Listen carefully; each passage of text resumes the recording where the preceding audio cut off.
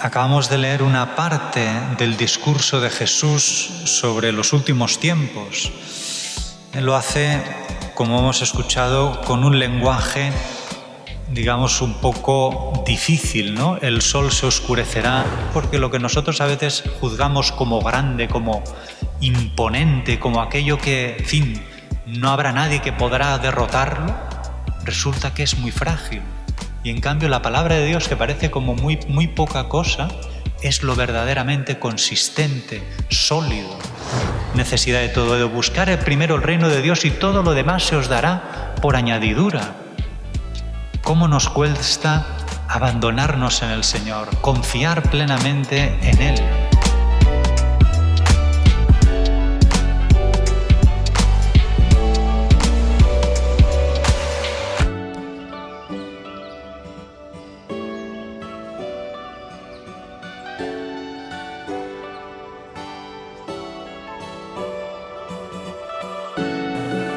El Señor esté con vosotros. Lectura del Santo Evangelio según San Marcos. En aquel tiempo dijo Jesús a sus discípulos: en aquellos días, después de la gran angustia, el sol se oscurecerá, la luna no dará su resplandor, las estrellas caerán del cielo, los astros se tambalearán. Entonces verán venir al Hijo del Hombre sobre las nubes con gran poder y gloria. Enviará a los ángeles y reunirá a sus elegidos de los cuatro vientos, desde el extremo de la tierra hasta el extremo del cielo. Aprended de esta parábola de la higuera. Cuando las ramas se ponen tiernas y brotan las llamas, deducís que el verano está cerca. Pues cuando veáis vosotros que esto sucede, sabed que Él está cerca, a la puerta. En verdad os digo que no pasará esta generación sin que todo suceda. El cielo y la tierra pasarán, pero mis palabras no pasarán. En cuanto al día y la hora, nadie lo conoce, ni los ángeles del cielo, ni el Hijo, solo el Padre. Palabra del Señor. Estamos en el penúltimo domingo del año litúrgico y la Iglesia pues, nos propone esta reflexión sobre las realidades últimas, sobre la muerte, el fin de los tiempos.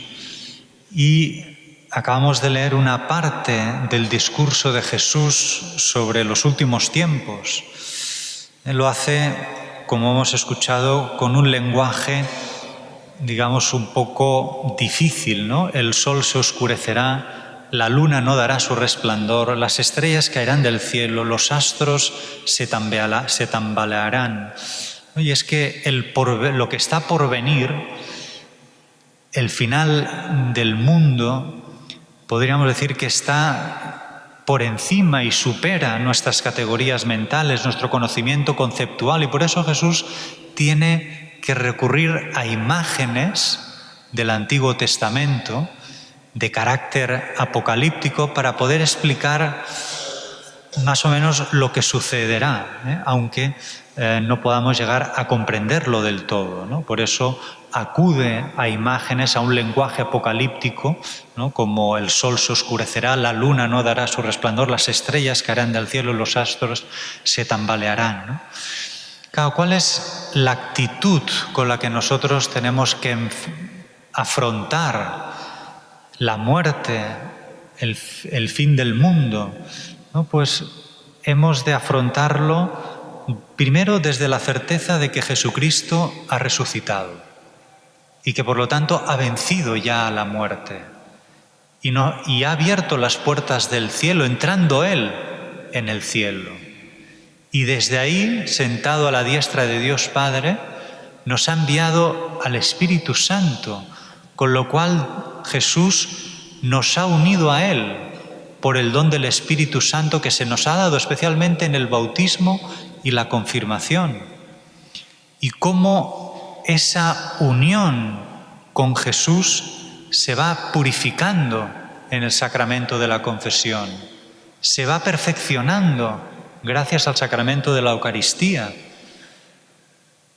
realizándose así la promesa que Jesucristo hizo a sus apóstoles: yo estaré con vosotros todos los días hasta el fin del mundo. Y precisamente cuando llegue ese día, el fin del mundo, hemos escuchado ahora que entonces verán venir al Hijo del Hombre sobre las nubes con gran poder y gloria. Es decir, que Él volverá. Y como diría Santo Tomás, para que donde estoy yo, estéis también vosotros. Con lo cual, estas palabras que Jesús pronuncia sobre su retorno no quieren suscitar en nosotros miedo, angustia, sino más bien lo contrario, confianza, esperanza, de que Él ha resucitado, que nos ha unido a Él por el don del Espíritu Santo concedido en el bautismo y la confirmación, y que si permanecemos unidos a Él, en este mundo también permaneceremos unidos a Él en el momento de nuestra muerte y al final de los tiempos, y que por lo tanto no hemos de tener miedo porque Él volverá. No tenemos que tener miedo porque Él está y estará siempre con nosotros en la medida que nosotros permanezcamos unidos a Él en esta vida, y permaneceremos unidos a Él en la medida en que guardemos sus palabras y pongamos en práctica lo que Él nos ha enseñado. Solo así nos mantendremos unidos a Él, no solo en esta vida, sino también en la otra. De hecho, sus palabras podríamos decir que son lo más seguro, lo más consistente, lo que permanecerá para siempre. Como Él mismo dice, el cielo y la tierra pasarán, pero mis palabras no pasarán. Y con la expresión cielo y tierra se refiere a las cosas de este mundo, a las cosas creadas. Estas cosas van y vienen, pero la palabra de Dios permanece para siempre. ¿No? En este sentido, esta afirmación que hace Jesús, cielo y tierra pasarán, pero mis palabras no pasarán, podríamos deducir dos consecuencias, ¿no? Una es el contraste entre la solidez de la palabra de Dios y la fragilidad de las cosas del mundo, cuando aparentemente parece que es al revés, que la palabra de Dios es algo muy frágil, muy débil, muy pequeño, y que en cambio hay cosas de este mundo tan grandes que parecen indestructibles, ¿no? Piensas en grandes potencias económicas, grandes potencias mundiales, sistemas económicos, lobbies, ideologías, ¿no? Como cuando los apóstoles están mirando el templo, ¿no? Las piedras enormes, ¿no? Como diciendo, madre mía, ¿no? Qué templo más colosal, qué grandeza, ¿no? Y Jesús les dice, no quedará piedra sobre piedra. Pues es curioso porque lo que nosotros a veces juzgamos como grande, como imponente, como aquello que, en fin, no habrá nadie que podrá derrotarlo, resulta que es muy frágil. Y en cambio la palabra de Dios, que parece como muy poca cosa, es lo verdaderamente consistente, sólido, ¿no? Y de hecho la historia da la razón a Jesús, ¿no? Cuántos imperios han ido pasando uno detrás de otro, ¿no? Desde el imperio babilónico, el imperio egipcio, el imperio romano, en fin, y todos los imperios han ido cayendo uno detrás de otro. Y en cambio la palabra de Dios se mantiene firme, ¿no? Recuerdo ese lema de los cartujos, ¿no? El mundo da vueltas mientras la cruz permanece, porque la palabra de Dios es inmutable, es eterna y participa de la divinidad de Dios y por lo tanto es indestructible, al contrario de las cosas de este mundo que son frágiles. Y en este sentido hay que detectar un peligro, que es una falsa seguridad. Cuando uno vive, ¿no? Y uno piensa, bueno, yo vivo pues más o menos como viven todos, más o menos como vive todo el mundo. Seguramente, a lo mejor muchos, ¿no? Pues transgrediendo algunos de los mandamientos de Dios, y parece que no pasa nada, porque nos volvemos a despertar, vivimos el día, volvemos a dormir, nos volvemos a despertar y más o menos vivimos como todo el mundo y parece que no pasa nada. Pero sí que pasa. Parece que no pasa, pero sí que pasa. Recordar a aquellos que, ¿no? El Titanic, ¿no? Que fue ese barco, ¿no? De dimensiones colosales con la última tecnología de aquella época, que incluso llevaba una inscripción diciendo ni Dios puede destruirlo, y se sentían seguros, era como lo más seguro, y la gente estaba falsamente segura, unos cenando, otros bailando, divirtiéndose, y no sabían que en pocas horas muchos de ellos iban a morir precisamente porque se iba a chocar contra un trozo de agua congelada. O sea que las cosas a veces podemos pensar que porque vivimos en medio del mundo y más o menos como vive todo el mundo, podemos estar seguros, pero no es verdad. Al final, y esta es la segunda consecuencia que podemos sacar de estas palabras de Jesús, cielo y tierra pasarán, pero mis palabras no pasarán, es que serán las palabras de Jesús las que nos juzgarán. Será Él, como juez de vivos y muertos, nos juzgará según sus palabras, nos juzgará según si hemos vivido y construido nuestra vida sobre su palabra o no lo hemos hecho. Al final sus palabras, y en último término Él, son el molde a través del cual se pasa a la vida eterna. Y todo lo que en nuestra vida no ha sido conforme a su palabra, no resistirá el juicio, porque no podrá pasar por ese molde. Por eso cuando Jesús dijo, si tu ojo te hace pecar, arráncatelo. Si tu mano te hace pecar, arráncatela.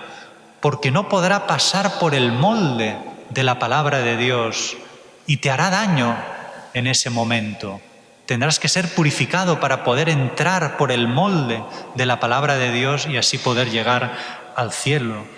En ese momento, que es el momento de la verdad, aparecerá nuestra vida tal y como ha sido vivida, nuestra vida al desnudo, sin camuflajes, sin mentiras, sin ocultamientos, tal y como ha sido delante de Dios.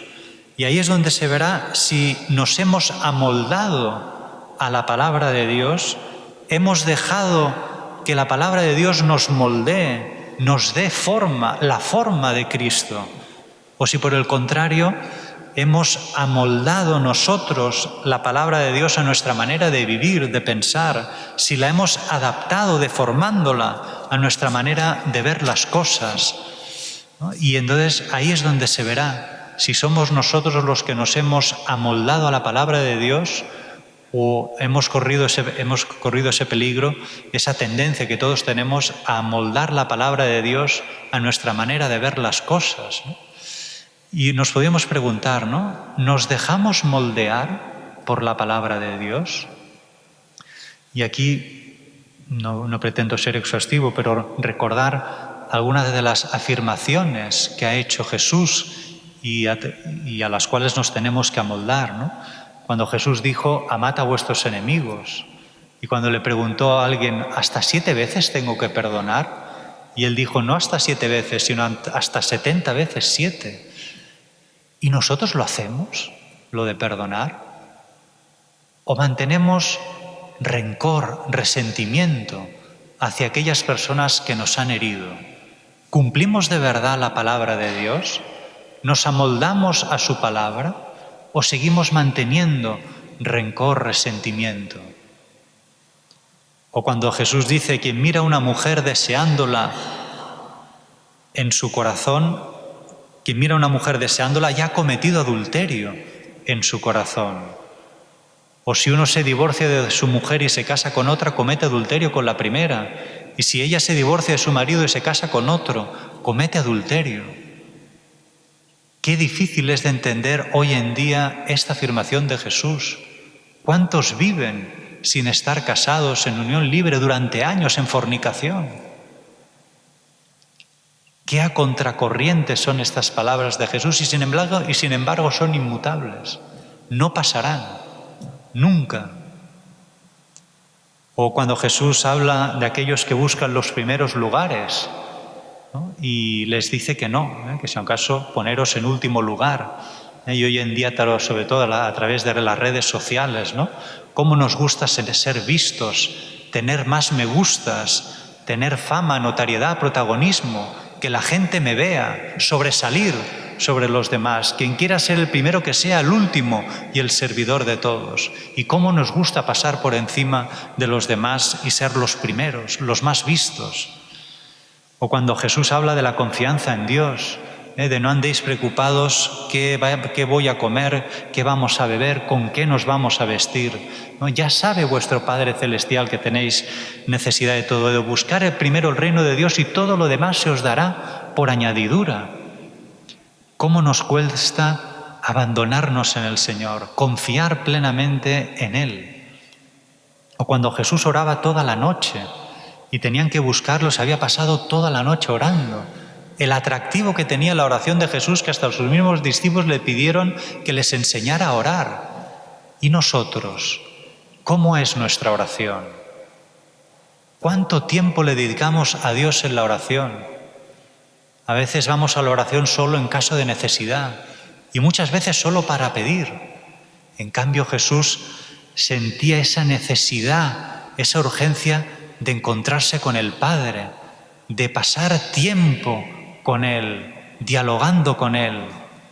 Y nosotros a lo mejor solo vamos por necesidad y para pedir, ¿no? ¿Qué diferencia hay entre la oración de Jesús y la nuestra? O cómo Jesús nos pide la fe, como la que tuvo aquella mujer que tenía pérdidas de sangre, que sabía que con solo tocarle el manto, la borla del manto, quedaría curada. La fe del centurión, que hasta el mismo Jesús se sorprendió, que con solo una palabra suya su criado quedaría curado. Cómo Jesús quiere que tengamos esa fe que escuchamos el domingo pasado de esa viuda pobre, que echó todo lo que tenía para vivir, no de lo que le sobraba, sino de lo que tenía para vivir, esa fe que lleva a una caridad, a hacer unos actos heroicos de generosidad hasta el punto de privarse de todo lo que tenía para vivir. ¿Tengo yo esta fe? ¿Tengo esta disponibilidad para con el Señor? O esas exigencias que Jesús pidió a los que le pedían, ¿no? Al joven rico que le dijo, vende todas tus riquezas, dala a los pobres y luego ven y sígueme. O aquel que quería seguir a Jesús y le dijo, el Hijo del Hombre no tiene donde reclinar la cabeza. Las zorras tienen guaridas, los pájaros nidos, pero el Hijo del Hombre no tiene donde reclinar la cabeza. ¿Estás dispuesto a seguirme en estas condiciones? O como el que ama a su padre o a su madre más que a mí, no es digno de mí. Quien ama a su hijo o a su hija más que a mí, no es digno de mí. Sabiendo que así ordenamos bien el amor y que amaremos más y mejor a los demás. Pero es exigente este amor que el Señor pide. ¿Tenemos este amor a Jesús? Quien quiera ser mi discípulo, que se niegue a sí mismo, que coja la cruz y me siga. Porque quien quiera guardar su vida para sí la perderá, pero que la pierda por mí la encontrará. ¿Y cómo nos cuesta a nosotros y cómo nos gusta guardarnos algún rinconcito de egoísmo para nosotros mismos, ¿no? La verdad es que escuchando algunas, ¿no?, de las afirmaciones de Jesús, ¿quién no reconoce que todavía está lejos de cumplir la palabra de Dios? Pero no hemos de desfallecer, ¿no? Porque como dijo Madre Teresa de Calcuta, cuando sintió que Dios la llamaba a que que entregase su vida a los pobres, sintió que Jesús le decía, ¿no? No eres tú quien tienes que cambiar, es mi amor quien te hará cambiar. Pero tenemos que ser nosotros los que nos acerquemos a ese amor que nos cambiará completamente por dentro. Hemos de ser nosotros los que nos acerquemos al amor de Dios, a su palabra, que tiene el poder de transformarnos completamente con toda la potencia de su amor, y así poder amoldarnos y guardar la palabra de Dios, y así poder pasar por el molde de la palabra de Dios que nos llevará a la vida eterna. No, pues dejemos que la palabra de Dios, con toda la potencia de su amor, transforme completamente nuestro interior para poder así ser verdaderos discípulos de Jesucristo, que la palabra de Dios nos dé forma, la forma de Cristo, y así podamos pasar a la vida eterna. Pidamos a la Virgen María, que ella es la que mejor se amoldó a la palabra de Dios hasta el punto que le dio vida, le dio carne a la palabra de Dios, ¿no? Pues para que ella nos ayude a estar dispuestos completamente a entregarnos al Señor, a dar nuestra vida por Él, a dejarnos moldear por la palabra de Dios hasta identificarnos plenamente con Cristo Jesús.